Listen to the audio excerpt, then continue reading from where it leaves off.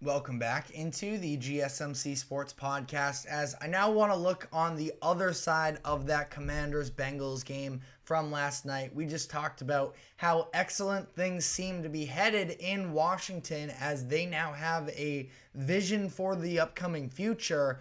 On the other end of this game, though, it's a little bit of panic time for the Cincinnati Bengals, who are 0-3 and are nowhere near where they expected to be when they were entering this season. And I have been a big defender of the Bengals over these past couple years. You can throw out, that injuries are a little bit of an excuse.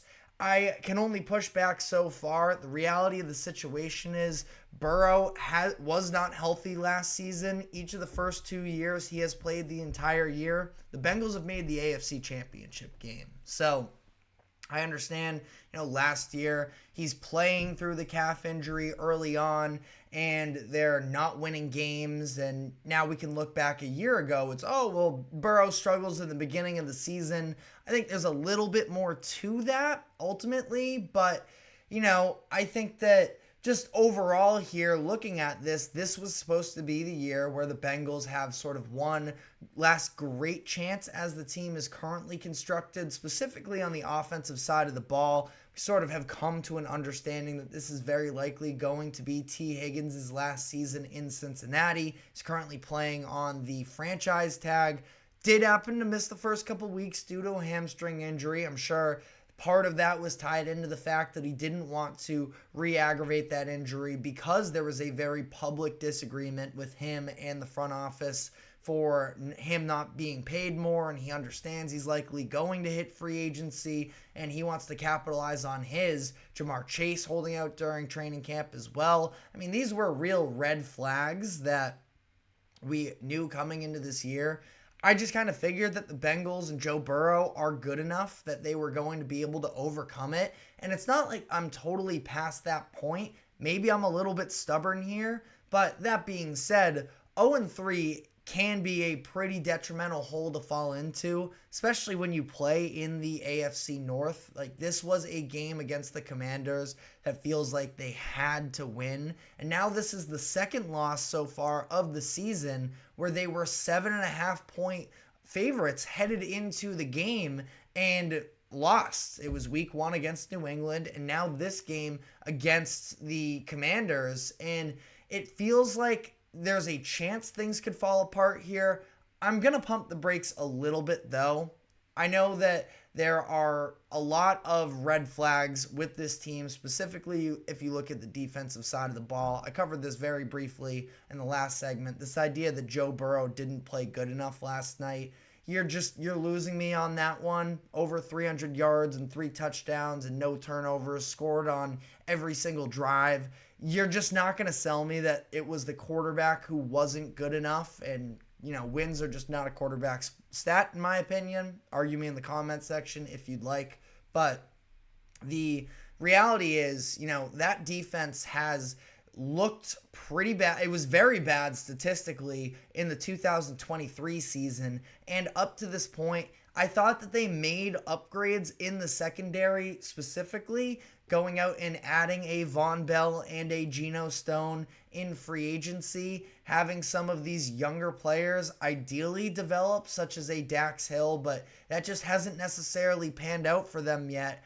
And they're just getting torched at this point. And I would like to think that they can continue to, make steps in the right direction, but that might just be blind optimism at this point. Now, for whatever it's worth, they were without 2 of their starting defensive linemen in this game, and BJ Hill and Sheldon Rankins. So that played at least some factor in terms of putting pressure on a young quarterback in Jaden Daniels. But it's not even like the run game was necessarily all that devastating for Washington in this game, where you look at the final stats. I mentioned Brian Robinson Jr. in the last segment here, 16 carries for 33 yards. The Commanders averaged just 3.4 yards per carry, which isn't bad necessarily, but that's not even the problem issue. It's the fact that they only forced 2 incompletions from a rookie quarterback and really weren't able to touch him for the majority of the night. And I think that there are a lot of things that sort of bake into this. Again, there is some players in that secondary for Cincinnati that are a little bit more on the inexperienced side, but such as a Dax Hill playing for them. But at this point, you have a good amount of solid veterans up and down the roster that I just think it's kind of inexcusable at this point. And you look at, two very different teams that you're game planning wise, going from the Chiefs, where basically, and Lou Anarumo, their defensive coordinator, talked about it, that the entire plan was basically just get the ball out of Patrick Mahomes' hands, which I can definitely understand that. And they did a pretty good job there, but the run defense was bad last week against Kansas City. Isaiah Pacheco was very successful running the ball on them. As we saw, the Patriots have a lot of success running on them week 1, and that's all the Patriots can do is run. They don't even have a deep threat necessarily. Now, it's not like they got gashed necessarily, but they let themselves get run on. In this game, they take away the run even without their their top couple defensive linemen, but you let a rookie just sort of carve you up on the back end. Like I mentioned, he had something like 8-9 completions of 10 or more air yards. That's just pretty unacceptable in my opinion. And I feel like the Bengals overall still are a well-coached team. I have a hard time just entirely, discounting them. And I think that from here on out, we can see, even if you do have concerns with the offense, which I really don't think you should at this point, T. Higgins is going to work his way back into it. We saw Jamar Chase really with his first big game of the season, 6 receptions, 118 yards, and 2 touchdowns, that you feel like this offense is going to be able to start clicking a little bit more. Now, this was against Washington's defense, which, as we mentioned, is a little bit lackluster of a unit as a whole. But even still, a lot of optimism on that offensive side of the ball. That is even with as well, you lose Trent Brown, for the season. That news broke this morning. Trent Brown starting at right tackle for them. He went down with a torn patellar tendon, so he's going to be out for the rest of the year. First round rookie Amarius Mims is going to step into that starting right tackle spot, which was eventually the succession plan anyways, but he's dealing with, I believe it was a pec injury during the training camp, so he ended up losing out on the job there. Thought that Mims did fine for himself. He did allow a sack early on there on the first drive of the second half to Javonte Jean-Baptiste, but after that, thought that he did a pretty good job overall. That I think their offense is going to be fine, but you just think about what this schedule is coming forward here, where they do have a number of winnable games on their schedules. I would point to the Panthers, Giants, Raiders, Chargers, Titans, and Broncos as 6 very winnable games for them. And then from there, you're talking about the out-of-division games. They have the Eagles and the Cowboys. I still feel like they're a better team than the Cowboys in particular, but I think that they can get one of those games. They're at home against the Eagles, on the road against the Cowboys. That, again, if you can go 1-1 there and take mostly care of business in those other 6 games that I mentioned, you're looking at something like a 5-2 stretch there.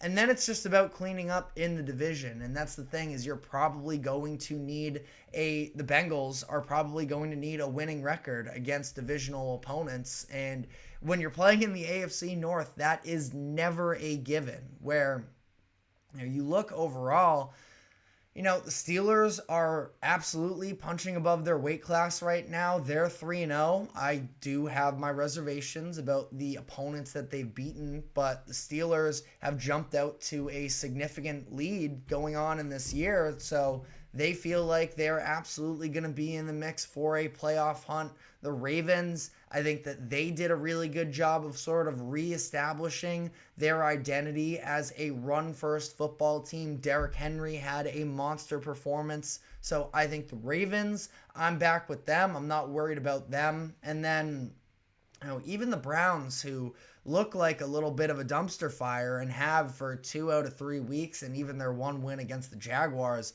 doesn't feel all that convincing, especially coming off of how the Jags looked last night. But I think that, 9 wins feels like it's realistic to me, but it's certainly not a given. And I think that 9 is the minimum that you're going to need to make the AFC playoffs this year. Initially coming into this year, I think that I predicted that the 7 seed would have 10 wins. So it's an uphill battle, absolutely, for Cincinnati. I do think that they're going to be in the hunt here, but their schedule isn't exactly, forgiving moving forwards here, where they are at Carolina this upcoming week, have a little bit of an Andy Dalton revenge game on our hands here shortly. Like we just talked about, the defense hasn't exactly proven that they can stop much of anything, so we'll see after Carolina somehow turned their offense into a buzzsaw this past week. Will be really interesting there. You are at home against the Ravens, and at that point, feels like it's getting close to do or die time, because you're looking at potentially a 1-4 record if you end up dropping that one. And you are at the Giants, at the Browns, at home against the Eagles. It's a difficult schedule ahead of them, and I feel like realistically, we're talking about, their bye week is week 12. At that point, I think they have to probably be 5-6 to have a realistic chance at the playoffs. I believe that's where the Bills were at, was 5-6 when they sort of turned their season around, and they ended up making the 2 seed in the AFC. I don't think that that's going to be necessary for the Bengals, that, or it's not even really in the cards here for the Bengals to be a 2 seed and to win the division. This is just about making it to the dance and letting Joe Burrow at least have a chance to sort of carry you the distance. That I would say 5-6, no worse than 4-7, and even then you're talking about a pretty tough stretch to finish the season there as well. So as of this moment, the Bengals are, I know, on DraftKings favored to miss the playoffs as opposed to making it. I feel like I have an obligation to die on this hill, that I do believe the Bengals are legitimately good and they are capable of winning 9 games, but they're not making it easy right now, that's for sure. So let me know in the comment section where you are at in terms of Bengals panic, as we are going to look at Cincinnati and some of the other teams that lost, including last night, the Jacksonville Jaguars, who just got absolutely pummeled by the Buffalo Bills and are off to a disastrous start after signing Trevor Lawrence to a big-time contract extension in this past offseason. So we are going to dive into that game as well, but before we do so, we have to take a quick break. Do not go anywhere. We will be right back.